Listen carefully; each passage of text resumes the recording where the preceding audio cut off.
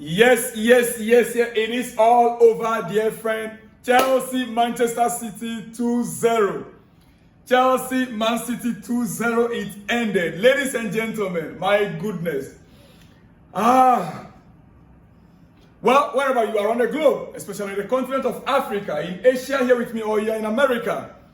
Ladies and gentlemen, welcome back to the channel. This is Salon's Blog. As you can see me, I am standing because I don't know. I don't know where to start and where to end it. Because this game, yes, it is our first game of the season. It is our first game of the season. But remember, even under Pochettino, that we claim we don't like his system, he never lost a game against Man City in the Premier League with Chelsea. What is our excuse? What excuse do we have? Well, I personally, I enjoy the game. I enjoy the game. The difference between us and Man City in the game, ladies and gentlemen, is very simple. The difference between Chelsea and Man City in this game is inside the box. The difference between Chelsea and Manchester City, get it from me, our difference is inside the box. Man City was just clinical inside the box. Chelsea, where we couldn't get the man to bury the ball in the net. Clear-cut chances that, let me say, you see, I am a fan of Nicolas Jackson. I loved him. Those of you who have been on this channel, you always know that I love Jackson. I always talk positive about him. But Jackson, the beginning of the season, he failed to deliver for me. He failed to deliver for me. Clear-cut chance. Okay, that offside, a smart player could have avoided being offside. It was just an inch. You got all the space. You have all the space. Jackson could have just avoided that, offside. We created chance. If the difference, like I said, between us and Man City is where? Inside the box. Ladies and gentlemen, yes, I know you know what I'm trying to say. You know exactly what I'm trying to say. There are positives in the game. There are positives in this game. I enjoyed the game except the result that I didn't like.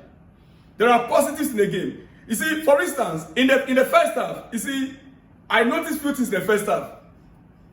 Chelsea, even though Man City got experience in the midfield, Kovacic is our player, Chelsea's player. We sold him to Man City. Yeah, he's part of the people that we clear out.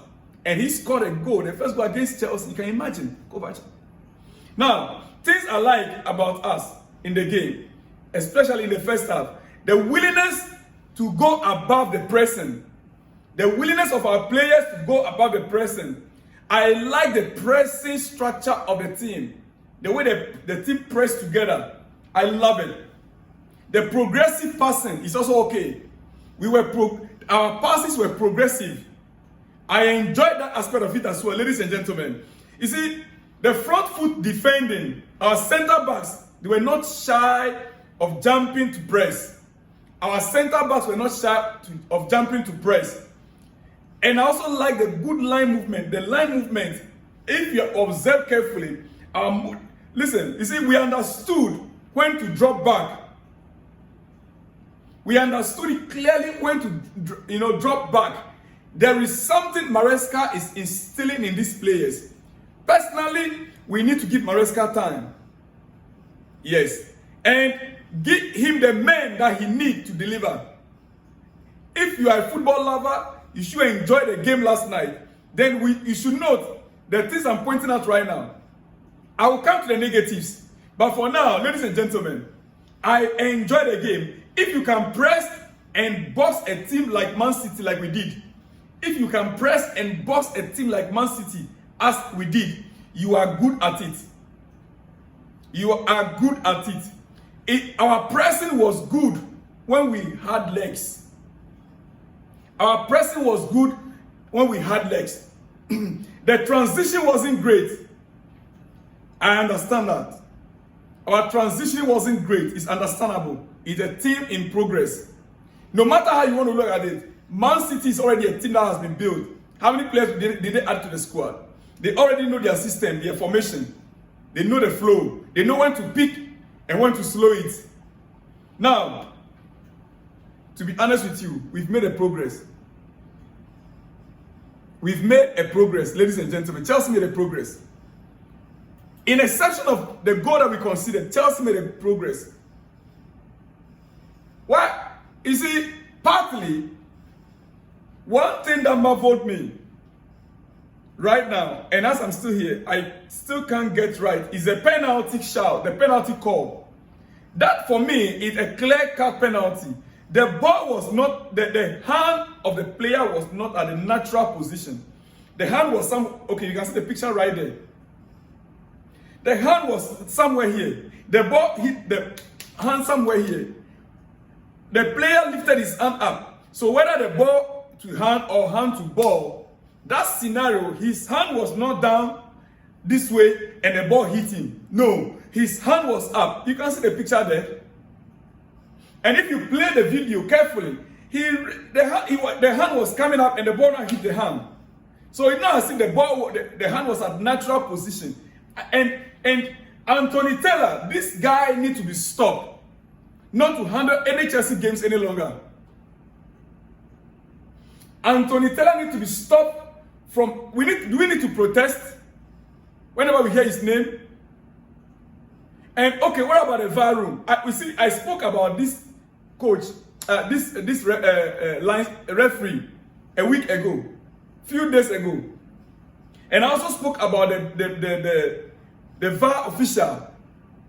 But in as much as we are talking, we've been talking season in, season out, and they kept giving it the same man every time. A match against Man City, they not give us Anthony Taylor, a referee that the whole world knows that hates Chelsea.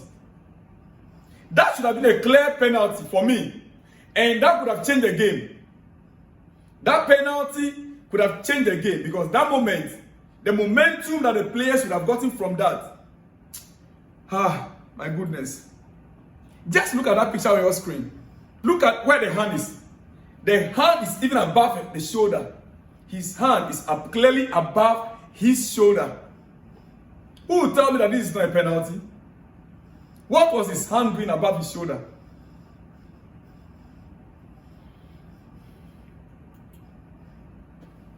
Well, we move on. We move on. Just look at this guy on your screen as well. And tell me in the comment section how good, how good was this guy? Romeo Lavia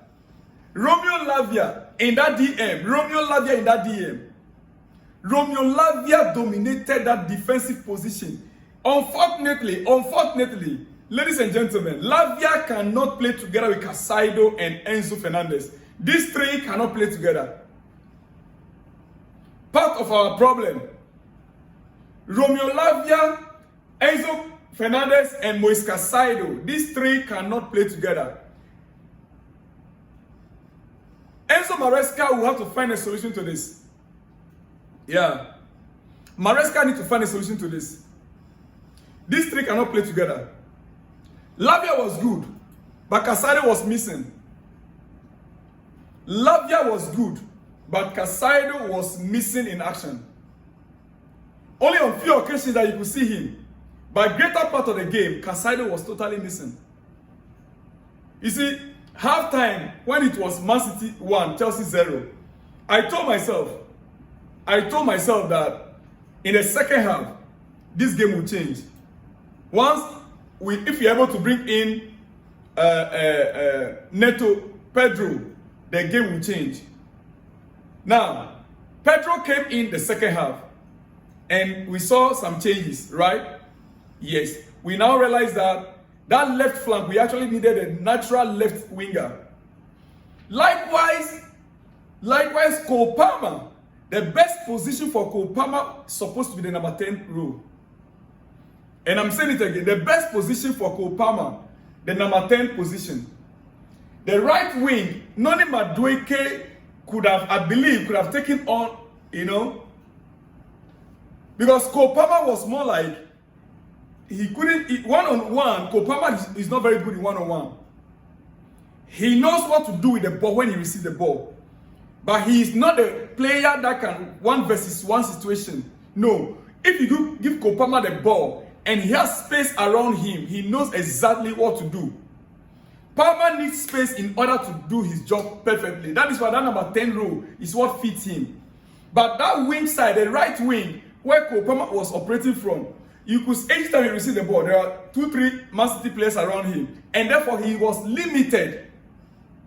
It only Maresca that could have taken them on. Maresca would have taken them on with speed. And in the end, he might end up getting us a lot of fouls. Or a lot of balls would have been crossed into the final third in the box. So the coach, Maresca, also need to sit back and reanalyze this game. Forget everything. He himself, he made a statement after the game. He said, Maresca says the big difference between both teams were the players they both had inside each other's box.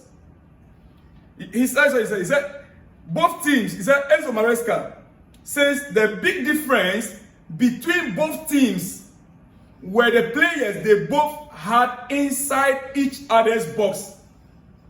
Which player do Chelsea have inside the Man City box? Who? Those players, let me put first Nicola Jackson. He's always there, right? He's our striker. Then you have Kopama on the right. You have, how do you call him? Christopher Nkuku on the left. Christopher Nkuku on the left, Kopama on the right? This is the problem. Both players, they were not playing their natural position. Christopher Nkuku is as well better in the same number 10 role. You see, Kopama, if you're not mistaken, Kopama, Enzo Maresca cannot utilize Kopama very well if care is not given. He might not be able to utilize him the way Pochettino utilized him. I'm afraid. This is my reaction to this game. This is my personal reaction. I'm afraid Enzo Maresca might not be able to utilize the strength of Kopama very well. Because if Christopher Nkuku's best position is behind the striker, not that left wing side, then where would Kopama be playing? And he's not that number, the right wing, he does well there, depends on the opposition. Don't get me wrong, Kopama does well, depends on the opposition. But with Man City, we could see clearly that he was being limited. Now he is saying himself, our coach is saying that the difference between both teams were the players they both had inside each other's box.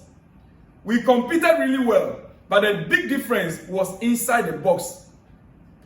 Ladies and gentlemen, we need Victor Osimhen inside the box in games like this. That is the only solution we have right now. Chelsea, go out and get Victor Osimhen for me. Sporting directors, get out there and get Victor Osimhen to Chelsea. Jackson is good. Jackson is even better at that left flank. That left flank, Jackson is even much more better. Yes. Get out there and get Victor Osimhen to Chelsea this week. Otherwise, well, let me point out this before I continue. This is my reaction. It is my reaction. Yes. You see, Raheem Sterling missed out totally in the match day squad. For the first time, Raheem Sterling missed out in the match day squad. He was not in the reserve bench. He totally missed out in the squad, ladies and gentlemen. Now, his camp has issued a statement immediately. Raheem Sterling's camp issued a statement immediately. And this is what they said. Raheem Sterling camp statement as he's been left out of Chelsea's squad. Raheem Sterling is contracted to Chelsea for the next 3 years. a statement from his camp. He returned to England 2 weeks early to conduct individual training, and he has had a positive preseason under the new coach, who he has developed a good working relationship with. He is committed as ever to deliver at the highest level for Chelsea Football Club and the fans, who he holds in high regard. And given his inclusion in official club pre-match material this week, our expectation was that Raheem will be involved in this weekend's fixture in some capacity. As a camp, we have always had positive dialogue with and assurance from Chelsea FC in relation to Raheem, or in relation to Raheem's future at the club. So we look forward to gaining clarity on the situation. They look forward in gaining clarity on the situation. Ladies and gentlemen, that is a note or the letter coming from Raheem Sterling's camp. Until then, we will continue to support Raheem's desire to start the new season positively. Ladies and gentlemen, let me end it here. I have so much to talk about. I'm not done yet, but because of time, and it is a moment that all of us, our hearts are still beeping. Let me leave you here. I should be back by the time you are up from bed with more exclusives in the coming hours. Ladies and gentlemen, I'll see you when you see me, dear friend. Shalom and peace.